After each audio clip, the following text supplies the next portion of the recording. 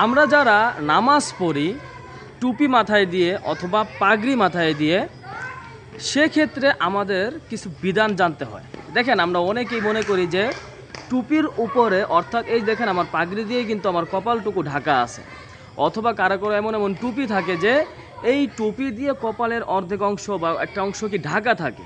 এখন এমতো অবস্থায় আমরা যদি সেজদা করি, তাহলে এই সেজদা হবে কি না, বা এই সেজদাটা কি আমার নামাজের জন্য সহি হবে কি না, এই ব্যাপারে হাদিস কি, আল্লাহ রাসূল কি বলেছেন, আজকের এই ভিডিও থেকে আমরা ইনশাল্লাহ জানতে পারবো যে টুপির উপরে অথবা আমাদের যেই কি বলে রুমাল থাকে, রুমালের উপরই অংশে আমরা সেজদা করলে এক্ষেত্রে আমাদের সেজদা হবে কিনা, নামাজ সহি শুদ্ধ হবে কিনা। প্রিয় ভাই, ভিডিওটি এক মুহূর্তের জন্য স্কিপ করবেন না, ধৈর্য সহকারে শেষ পর্যন্ত দেখার চেষ্টা করেন ইনশাআল্লাহ।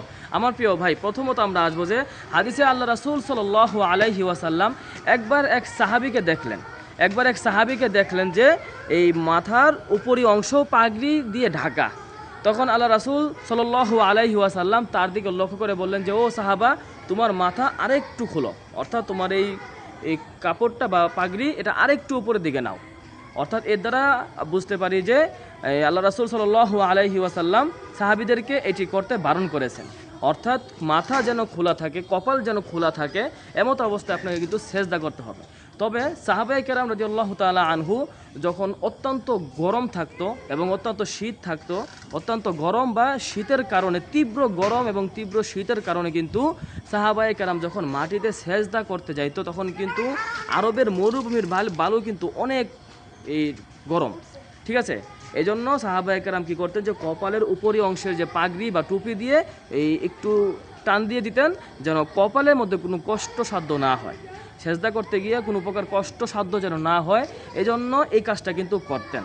আর এই কাজটিও আল্লাহ রাসূল সাল্লাল্লাহু আলাইহি ওয়াসাল্লাম দেখে সাহাবীদেরকে কিছুই বলতেন না, কারণ এই কাজটি আসলে অনেক কষ্ট। এখানে সেজদা দেওয়ার ক্ষেত্রে অনেক বালু যখন বা মাটি যখন অনেক গরমে উত্তপ্ত হয়ে থাকে, তখন কিন্তু এখানে সেজদা করাটা একটু কষ্টের ব্যাপার। এজন্য মাঝে মধ্যে সাহাবায়ে কেরাম কী করতেন, এই কাপড়গুলো এখানে এই পাগড়ি দিয়ে অথবা টুপি দিয়ে কপালটা ঢেকে রাখতেন, কারণ এখানে চামড়াটা কিন্তু একটু নরম চামড়া, এটা যদি আপনার উত্তপ্ত গরমের মধ্যে পড়ে অথবা আপনার একটু হিট খায়, তখন কিন্তু দেখবেন যে এখানে চামড়া পুড়ে যায়।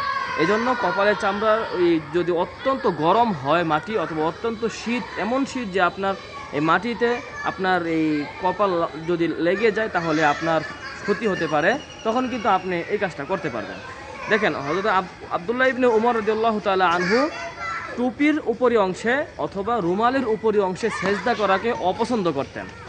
অর্থাৎ এখন এর দ্বারা বোঝা যায় যে আপনার এই টুপির উপরে এবং রুমালের উপরি অংশে আপনার সেজদা করা যাবে না। বর্তমান আমাদের দেশে এই পরিমাণ শীত থাকে না বা এই পরিমাণ গরমও থাকে না যে আমরা একটা কাপড় দিয়ে অথবা টুপির উপরি অংশে আমরা সেজদা করব। অর্থাৎ আপনি আমি কিন্তু যতটুকু সেজদা করার, আমরা কিন্তু কপাল দিয়ে আমাদের কিন্তু কী করতে হবে, সেজদা আদায় করতে হবে।